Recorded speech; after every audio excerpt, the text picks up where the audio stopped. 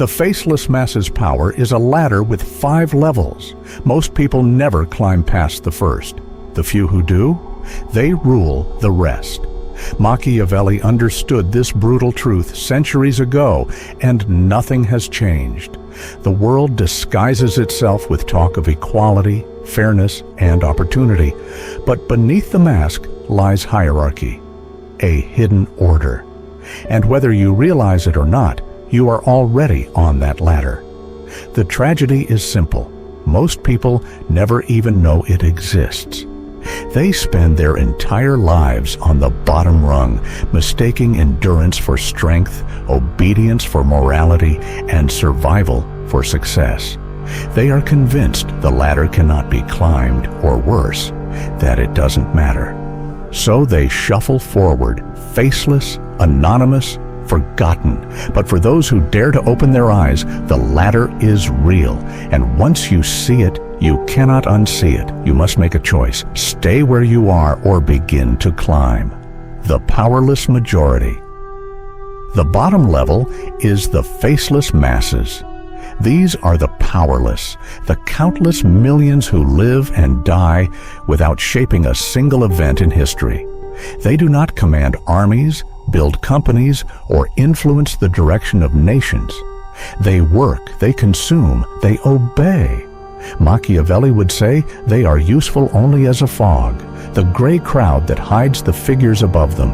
Replace one with another, and the machine continues without pause. They are the interchangeable parts of civilization, the powerless mistake routine for purpose. They confuse exhaustion with progress. They imagine morality without strength is virtue, when in reality it is just weakness dressed in costume. The illusion of freedom. The most dangerous prison is the one you cannot see. The powerless live inside it every day. They believe they are free because they can choose between 2 brands, 2 parties, 2 jobs. But every option was designed long before they arrived at the crossroads. Their choice is a performance. Their freedom is illusion. Ask one of them why they live as they do, and the answers are scripts handed down by the system. That's just how life works. I have responsibilities. Not everyone can win, but these are not truths. They are excuses whispered by chains, governed by fear. If you study the powerless long enough, you'll see their compass. Fear, not fear of death, but fear of rejection, risk, and responsibility.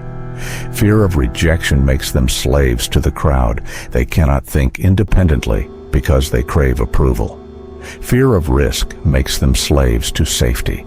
They avoid failure, but also greatness. Fear of responsibility makes them slaves to authority.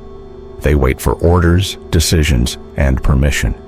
This is why most men never rise. Climbing the ladder means shouldering the burden of command. But the powerless would rather be commanded than bear that weight. The idol of fairness. The masses worship fairness. They believe life owes them something, that virtue will be rewarded, that suffering earns respect, that obedience guarantees safety. But Machiavelli laughed at fairness. He knew the world is not ruled by justice, but by power. The powerless cling to fairness because it comforts them. It lets them believe the ladder doesn't exist, or that someday, without climbing, they will be lifted upward. But fairness has never raised anyone higher. Only ruthless will does. The fog of the crowd resents ambition. When one of them begins to climb, the rest pull him down. They call him arrogant, selfish, dangerous. They glorify weakness because weakness mirrors themselves. They mock discipline because it reminds them of their own indulgence. History is littered with examples. Socrates forced to drink poison, innovators ridiculed, rebels crucified. The crowd punishes anyone who dares to see differently, because if one man rises, the rest must face their own chains. The awakening. And yet, there are moments when the fog cracks. A powerless man wakes up and sees the ladder for the first time. He realizes his exhaustion is not progress, his morality is not virtue, his obedience is not strength. He feels the sharp sting of awareness. This is the beginning of transformation. But awakening is not a gift, it is a burden. Once you see your chains, you can never unsee them. You must decide, remain comfortable in illusion, or suffer the climb toward power. Most retreat, a few rise. The first step up. The first step is not glorious, it is brutal. It means betraying the values of the powerless, rejecting comfort, rejecting fairness, rejecting the approval of the crowd. It means admitting the world does not care about your suffering, only your strength. This is why so few attempt it.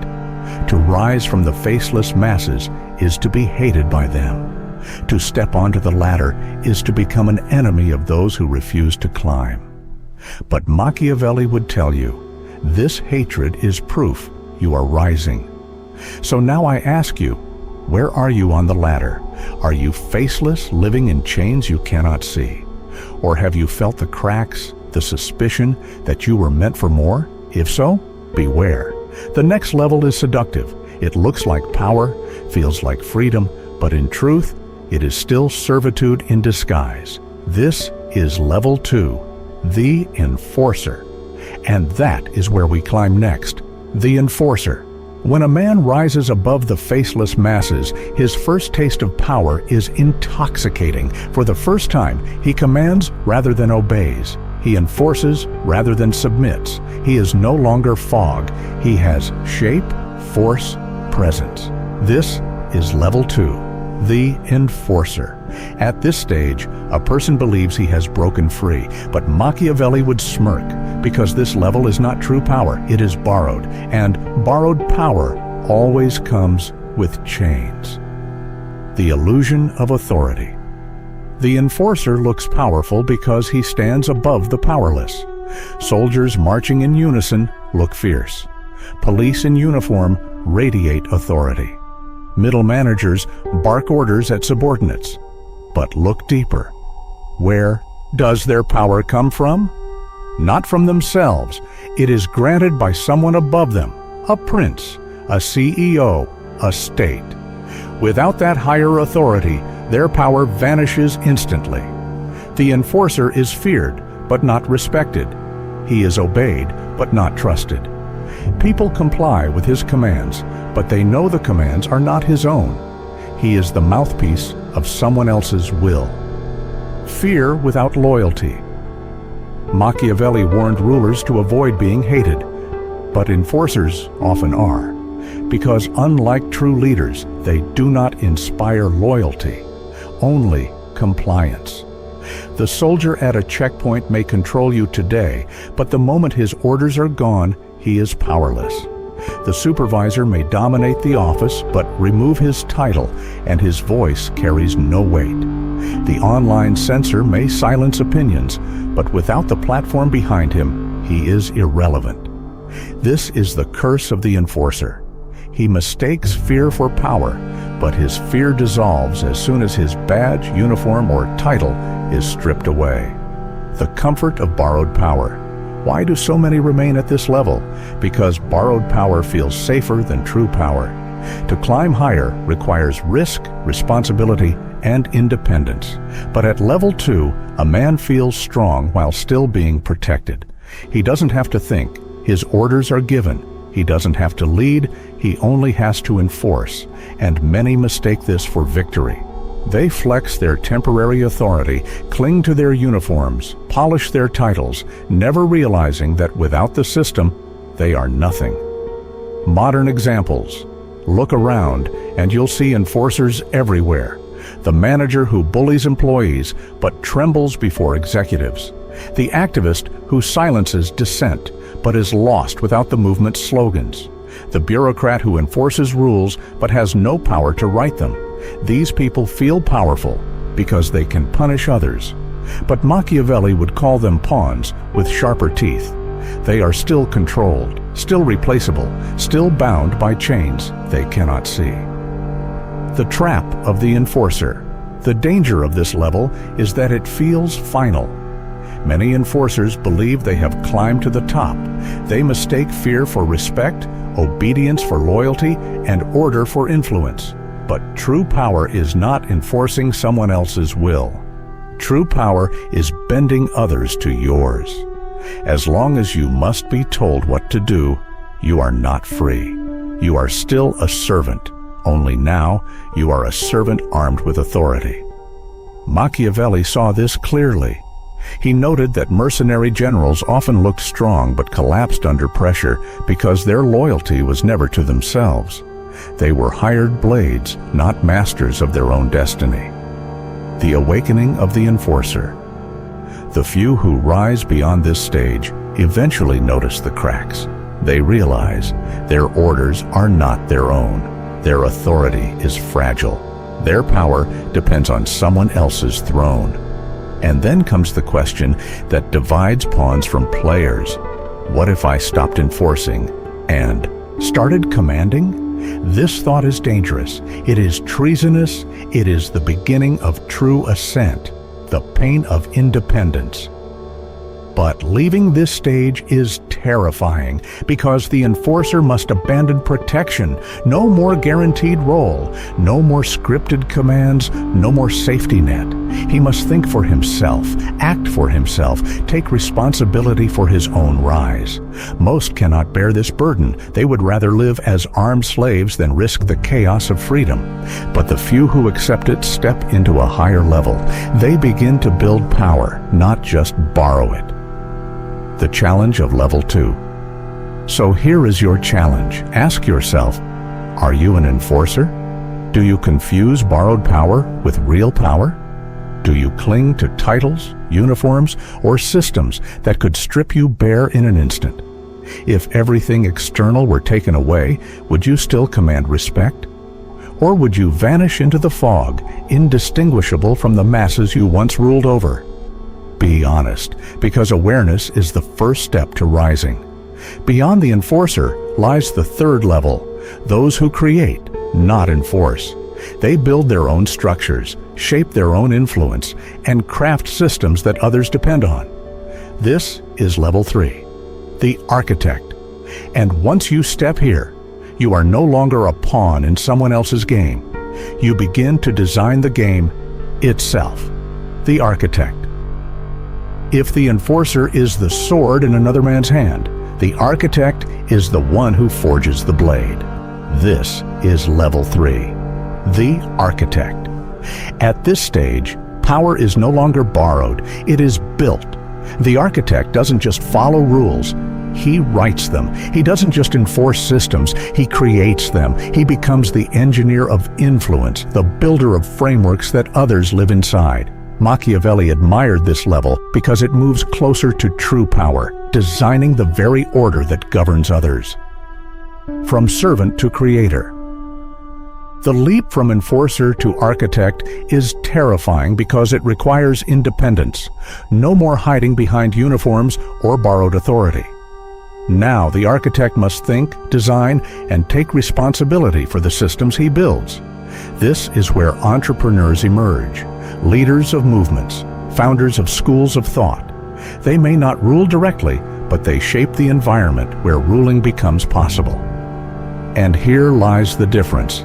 The enforcer executes orders. The architect creates the world in which orders exist.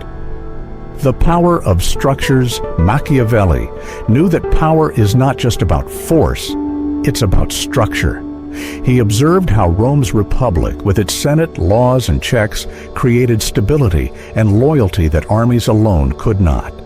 Structures outlive individuals. Armies fade, leaders die, but systems remain, and those who design them wield power long after they are gone. Consider modern life. The architect of a social media platform influences billions, not through direct command, but through code and design. The architect of a political system shapes the rules that even kings must play by. The architect of a company culture molds how employees think, act, and behave, even when he isn't in the room. This is power elevated, shaping invisible walls that guide behavior without needing to enforce every step. The seduction of creation. Why is this level so seductive? Because architects taste something intoxicating. They no longer depend on authority. They generate it. The enforcer waits for orders. The architect gives orders to himself and then builds the machinery that multiplies his influence. Every project, every system, every network he creates becomes an extension of his will. And once others begin to live inside those creations, he becomes indispensable. The risk of collapse. But Machiavelli would warn, structures are fragile. If they are poorly designed, they collapse. And when they collapse, so does the architect's influence.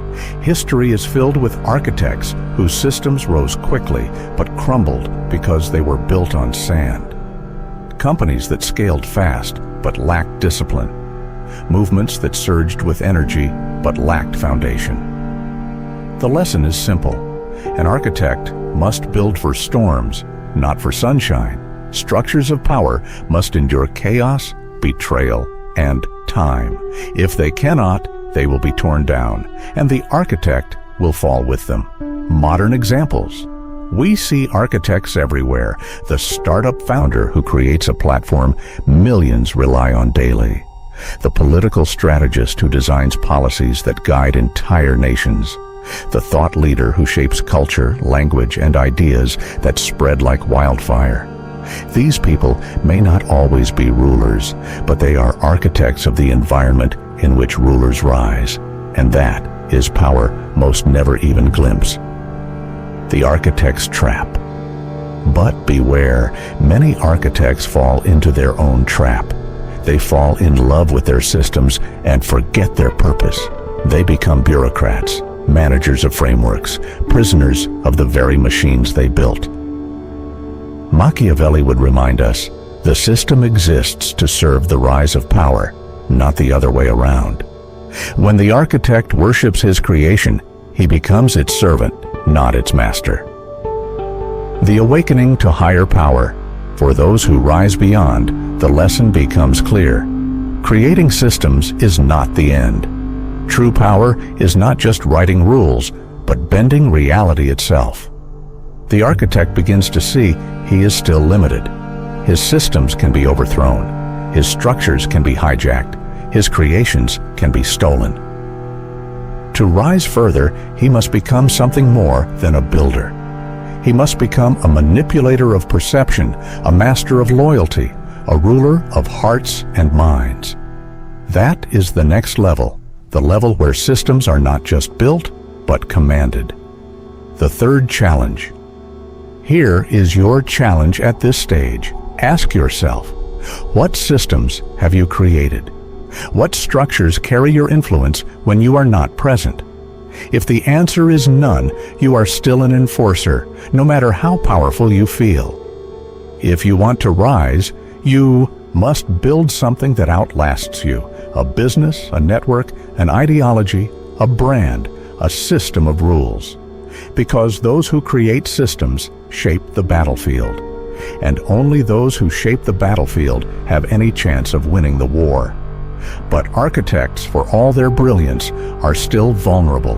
They may create systems, but they often forget one truth. People do not live for systems, they live for leaders.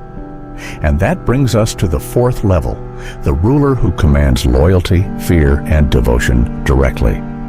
This is level 4, the manipulator. The manipulator. If the architect builds the system, the manipulator bends the people within it. This is level 4, the manipulator. Here, power becomes psychological. The manipulator understands that rules, structures, and systems mean nothing if people refuse to believe in them. So he shapes belief, he engineers loyalty, he creates illusions so strong that men will defend them with their lives. This is the Machiavellian heart of power.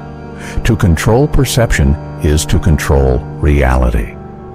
The Mask of Authority, Machiavelli wrote that rulers must appear virtuous even if they are not. because appearances matter more than truth. People do not follow reality. They follow the story they believe. The manipulator wears masks flawlessly. He can appear compassionate while being ruthless. He can look humble while hungering for dominance.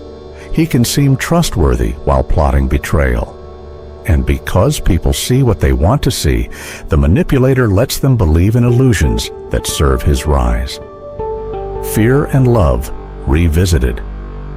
This is where Machiavelli's famous question, "Is it better to be loved or feared?" becomes razor sharp. The manipulator understands the balance. Too much cruelty breeds rebellion. Too much kindness breeds exploitation. The secret is to cultivate both fear and love, but never in equal measure. He ensures people love him for his generosity, but fear betraying him.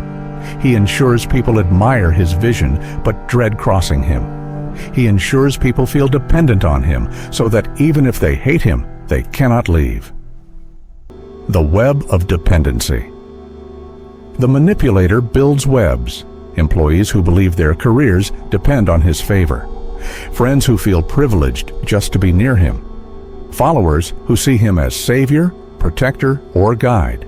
This is why cult leaders, political icons, and charismatic CEOs rise so high. Their followers do not just obey, they worship. And once people worship, they will rationalize any cruelty, any betrayal, any contradiction. Machiavelli would call this the height of control, when people police themselves in service to your image. Historical proof. Look at history. Julius Caesar bent the Roman Republic not just with armies, but with loyalty.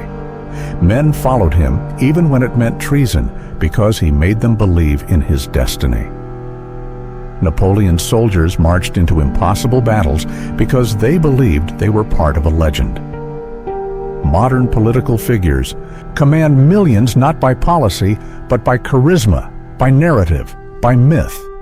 This is manipulation at scale, the ability to shape collective belief, the weapon of silence.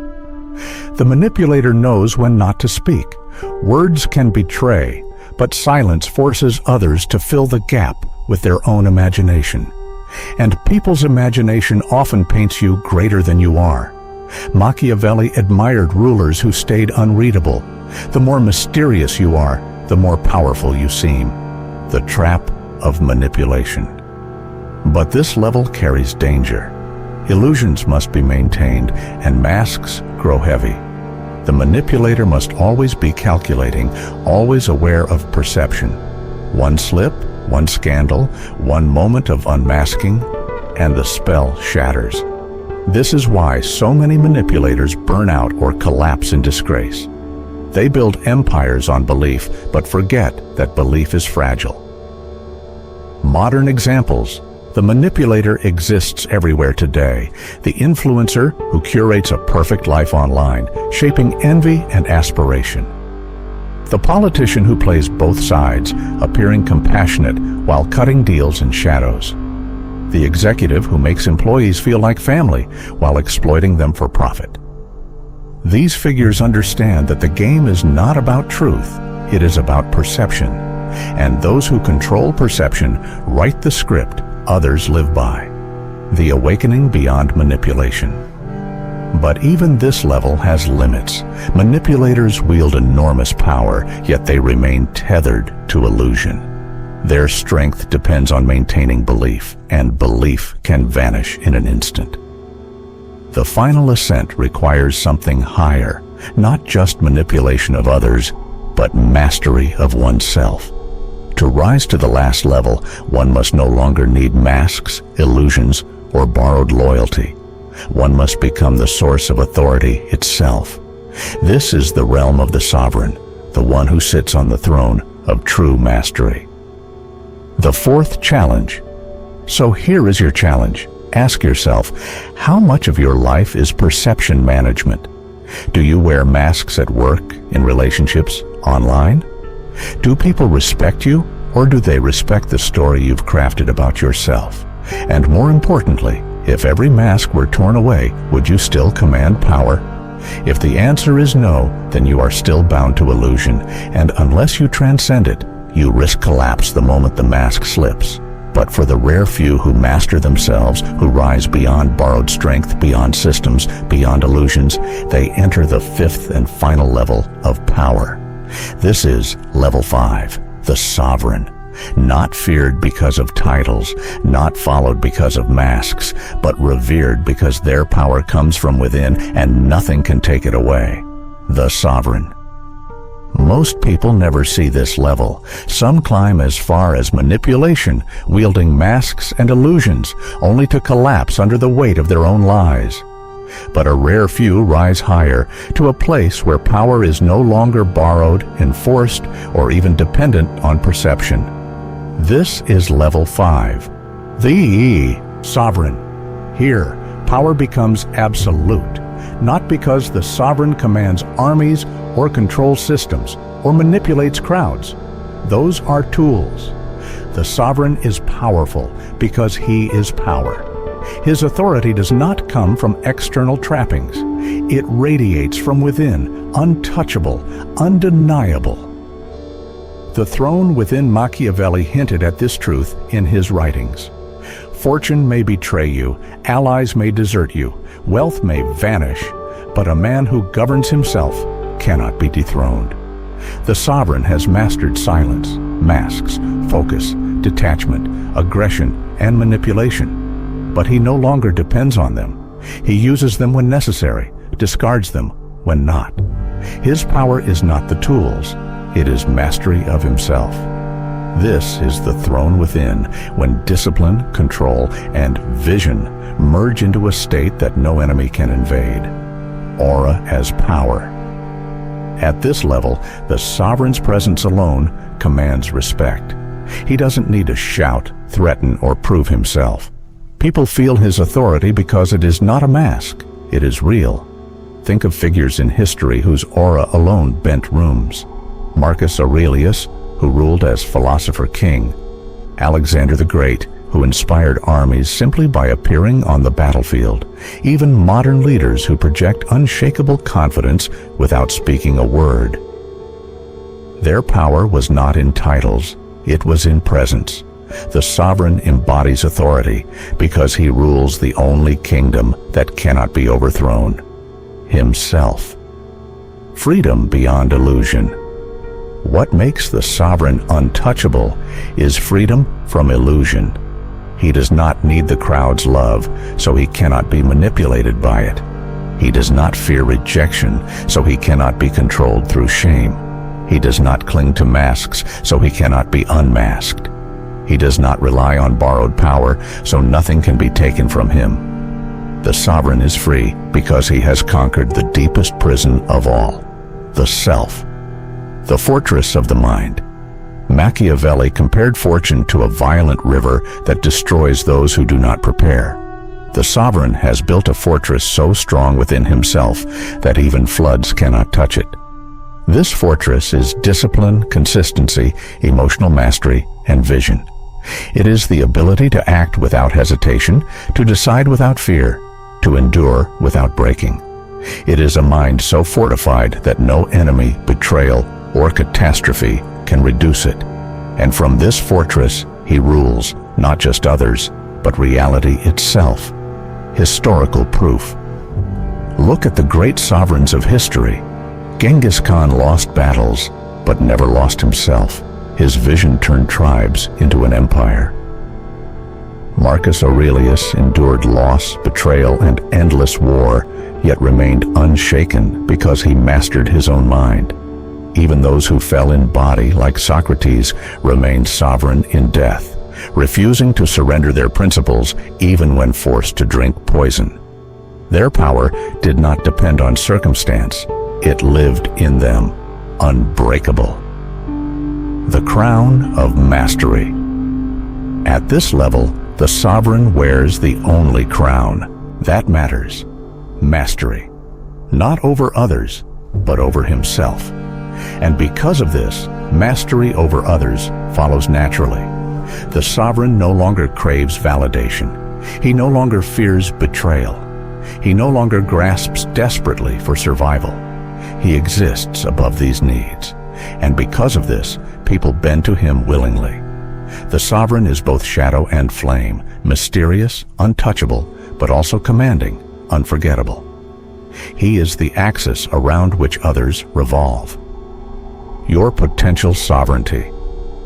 Here is the final question. Could you rise to this level? The climb is brutal. You must betray weakness, kill your illusions, and face yourself without mercy. You must abandon comfort, endure hatred, and rise beyond borrowed power. Few have the strength, but those who do, those who rule themselves, become untouchable. They walk through life with the calm certainty of kings. They no longer play the game of power anxiously. They design it, command it, and transcend it. The fifth challenge. Here is your final challenge. Define your crown. Ask yourself, what is the throne within you that no one can touch? What discipline, what principle, what strength will you never surrender? If everything external were stripped away, job, wealth, relationships, reputation, what would remain unbroken? That is your sovereignty. Build it, fortify it, live it. The Ruthless Community. This channel is for those who refuse to stay faceless, for those who dare to see the ladder, to climb it, and to claim the crown within. If you are ready to rise beyond illusion, beyond manipulation, beyond dependence, subscribe to Ruthless Psychology. Join a community that uncovers the hidden rules of power, control, and strategy. Here, we don't just talk about power, we build it, we live it. The final image. So when you look in the mirror tonight, ask yourself one last time, am I the pawn, the enforcer, the architect, the manipulator, or the sovereign? And remember, most men die on the first rung. The rare few climb to the top, but only the sovereign wears a crown no one can ever take away.